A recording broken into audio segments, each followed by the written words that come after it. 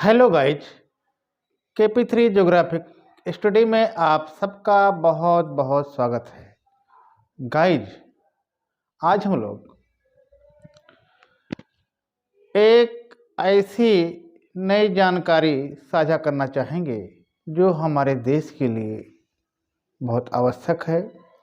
हमारे देश में जो बहुत समय पहले ट्रेडिशनल कृषि के रूप में हमारे यहाँ खेती होती थी, जिसमें ज्वार, बाजरा, सावा, कोदो या कह लीजिए मोटे अनाज की खेती की होती थी। उसके बाद गेहूं की खेती बड़े पैमाने पे होने लगी और तमाम प्रकार की रासायनिक खादें और पेस्टिसाइड्स का उपयोग होने लगा, जो हमारे देश के लोगों के स्वास्थ्य पर एक बुरा प्रभाव पड़ने लगा। तो इस समस्या से निजात पाने के लिए हमारे देश के माननीय प्रधानमंत्री जी श्री नरेंद्र मोदी जी द्वारा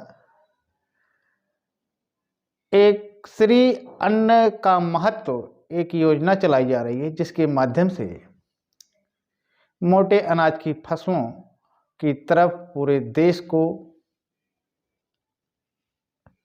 बढ़ावा दिया जा रहा है। तो आइए हम लोग इस पर चर्चा करते हैं। श्री अन्न श्री, आइए देखते हैं श्री अन्न का महत्व।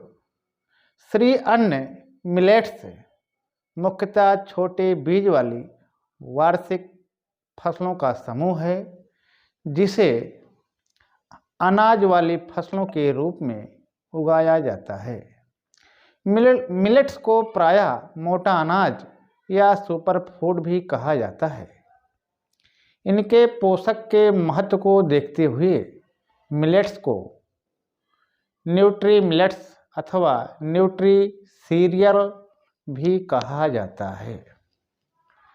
माननीय प्रधानमंत्री जी द्वारा मिलेट्स को श्री अन्न कहा गया है। चलिए, भारत के प्रधानमंत्री श्री नरेंद्र मोदी जी की पहल के बाद संयुक्त राष्ट्र संघ ने वर्ष 2023 को अंतर्राष्ट्रीय मिलेट क्रॉप वर्ष घोषित किया है और भारत के नेतृत्व में पूरी दुनिया वर्ष 2023 को अंतर्राष्ट्रीय मिलेट्स वर्ष के रूप में मना रही है। आगे चलते हैं। आगे हम लोग जानने की कोशिश करेंगे कि उत्तर प्रदेश में मिलेट्स के अंतर्गत ज्वार, बाजरा, कोदो एवं सावा की खेती प्रमुख रूप से की जाती है। प्रदेश में मिलेट्स की विभिन्न फसलों में बाजरा के क्षेत्रफल, उत्पादन एवं उत्पादकता सर्वाधिक है। दूसरे स्थान पर ज्वार आता है। छोटे मिलेट्स में प्रदेश में सावा का क्षेत्रफल एवं उत्पादन सर्वाधिक है एवं कोदो का क्षेत्रफल व उत्पादन दूसरे स्थान पर है। छोटे मिलेट्स में कोदो एवं सावा के अतिरिक्त रागी, मडुआ, काकून आदि का अनाच्छादन भी है। आगे हम लोग देखेंगे कि मिलेट्स की लगभग सभी फसल वर्षा पर आधारित है, जो कम खर्च और कम पानी में उगाई जा सकती है। सीमांत एवं लघु कृषक कम उपजाऊ बंजर भूमि, कम पानी में भी इसका उत्पादन कर सकते हैं। मिलेट्स का उपयोग जितना बढ़ेगा, भोजन में उतने ही अधिक पोषक तत्व मिलेंगे, जिससे लोगों को स्वास्थ्य में सुधार होगा। अगर दुनिया में मिलेट्स का उपयोग बढ़ेगा तो प्रसंस्करण बढ़ेगा, निर्यात बढ़ेगा और जिससे छोटे किसानों को लाभ होगा और अंततः कृषकों की वित्तीय स्थिति में सुधार करने में मदद मिलेगी।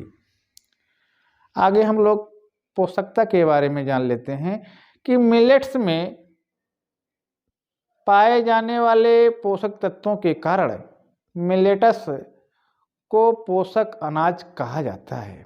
गेहूं एवं चावल की अपेक्षा मिलेट्स में फाइबर, कैल्शियम, मैग्नीशियम, आयरन एवं फोलिक एसिड अधिक पाया जाता है। आगे चलते हैं। आगे हम लोग देखेंगे कि मिलेट्स के प्रकार के बारे में देखने की कोशिश करते हैं। तो आइए देखते हैं। मिलेट्स के प्रकार इस प्रकार हैं कि बाजरा फाइबर का अच्छा स्रोत है। इसके अलावा आपको बाजरा से कार्बोहाइड्रेट, पोटेशियम, आयरन, मैग्नीशियम और थोड़ी बहुत मात्रा में प्रोटीन भी मिल जाता है। इसके अलावा ये ग्लूटेन फ्री होता है, लेकिन ये पचने में थोड़ा भारी होता है, इसलिए बुजुर्गों को इसे सीमित मात्रा में खाना चाहिए। आगे चलते हैं। आगे हम लोग जानेंगे ज्वार के बारे में। ज्वार आयरन, प्रोटीन और फाइबर का अच्छा स्रोत है। इसमें कैल्शियम भी भरपूर मात्रा में पाया जाता है। डायबिटीज के मरीजों, जोड़ों की समस्या से जूझ रहे लोगों के लिए ये काफ़ी लाभप्रद है। ये मांसपेशियों में दर्द की समस्या को भी कम करने का काम करता है। हम लोग देखेंगे मडुआ या रागी। भारतीय मिलेट्स अनुसंधान संस्थान के अनुसार रागी यानी फिंगर मिलेट में कैल्शियम की मात्रा अच्छी होती है। प्रति 100 ग्राम फिंगर मिलेट में 364 मिलीग्राम तक कैल्शियम होता है। रागी में आयरन की मात्रा भी गेहूं और चावल से ज़्यादा होती है, लेकिन पचने में रागी भारी है, इसलिए बुजुर्गों को इसका सेवन काफ़ी संभल कर करना चाहिए। आगे हम लोग जानेंगे कोदो। कोदो फाइबर का बेहतर सोर्स होने के कारण कोदो vitamin B, B6, folic acid का भी अच्छा स्रोत है। इसके अलावा कैल्शियम, आयरन आदि अन्य पोषक तत्व भी पाए जाते हैं। हाई बीपी और कोलेस्ट्रॉल के मामले में ये काफ़ी फ़ायदेमंद हैं। इसके अलावा ये शरीर में एनर्जी बनाकर रखता है और वजन को नियंत्रित करता है। आगे चलते हैं। आगे हम लोग जानेंगे सावा के बारे में। सावा रक्त शर्करा एवं लिपिड स्तर कम करने के लिए काफ़ी प्रभावी है। आजकल मधुमेह के बढ़ते परिदृश्य में सावा एक आदर्श आहार हो सकता है। साथ ही ग्लूटेन द्वारा होने वाले सेलिएक नामक रोग से ग्रसित रोगी के लिए यह एक उत्तम आहार है। आगे हम लोग देखेंगे रामदाना की अगर बात की जाए तो ये प्रोटीन और फाइबर से भरपूर माना जाता है। इसे राजगीरा के नाम से भी जाना जाता है। ये पेट की गर्मी को शांत करता है और इसे वेजिटेबल्स के साथ दलिया के तौर पर खाया जाए तो ये वजन को कंट्रोल रखता है। आगे हम लोग देखेंगे कुट्टू हाई क्वालिटी प्रोटीन, कार्बोहाइड्रेट जैसे पोषक तत्वों से भरपूर कुट्टू काफ़ी पाचक होता है। गैस, एसिडिटी, कब्ज जैसी परेशानियों को दूर करता है। शरीर को एनर्जी देता है। वजन कम करने में मददगार माना जाता है। इसके अलावा ये स्किन को हाइड्रेट रखने का काम करता है। इसे व्रत में भी खाया जाता है। आगे चलते हैं। आगे हम लोग जानेंगे चेना, या कह लीजिए इसको चीना भी कहते हैं। आइए देखते हैं चेना या चीना।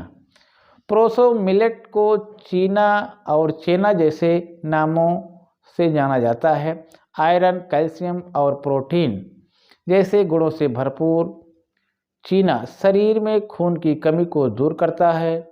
इसके अलावा चीना में कम ग्लाइसेमिक इंडेक्स होता है। डायबिटीज के मरीजों के लिए ये काफ़ी फायदेमंद है। आगे देखेंगे हम लोग कुटको विटामिन बी, कैल्शियम, आयरन और पोटेशियम से भरपूर होती है। कुटकी इसका इस्तेमाल आयुर्वेद में औषधि के रूप में भी किया जा सकता है, क्योंकि ये एंटीसेप्टिक और एंटीबायोटिक का काम करती है। कुटकी के सेवन से खून साफ होता है और आंतों की सफाई होती है। ये वजन को भी नियंत्रित करती है। नेक्स्ट है कंगनी। कंगनी कंगनी को काकून के नाम से भी जाना जाता है। ये ब्लड प्यूरिफायर और कब्ज की समस्या को दूर करने वाला है। जिसकी पाचन क्षमता कमज़ोर है उनके लिए कंगनी काफ़ी फायदेमंद है। ये लीवर फंक्शन को बेहतर बनाता है और कोलेस्ट्रॉल को कम करता है। इसे रक्तशोधक माना जाता है।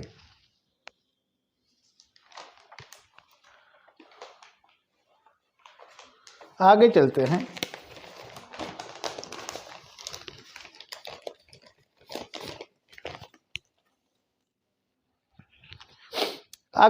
आगे हम लोग जानेंगे कि उत्तर प्रदेश मिलेट्स पुनरुद्धार कार्यक्रम, UP millets revival programme, UPMRP। इसके अंतर्गत उत्तर प्रदेश सरकार द्वारा भी प्रदेश में मिलेट्स की खेती, प्रसंस्करण और विपणन एवं उपयोग को बढ़ावा देने के लिए उत्तर प्रदेश मिलेट्स पुनरुद्धार कार्यक्रम का क्रियान्वयन वर्ष 2023-24 से वर्ष 2026-27 तक किया जा रहा है। कार्यक्रम के अंतर्गत प्रदेश में मिलेट्स फसलों की खेती को बढ़ावा देते हुए क्षेत्राच्छादन, उत्पादन, उत्पादकता में वृद्धि कर कृषकों की आय में वृद्धि और मूल्य संवर्धन एवं विपणन के माध्यम से जन सामान्य के आहार में मिलेट्स के उपयोग को बढ़ावा देकर संतुलित आहार की तरफ प्रेरित किया जाएगा। इस प्रकार से गाइज आज हम लोगों ने काफ़ी चीज़ों को जाना। आज यहीं तक। बहुत बहुत धन्यवाद।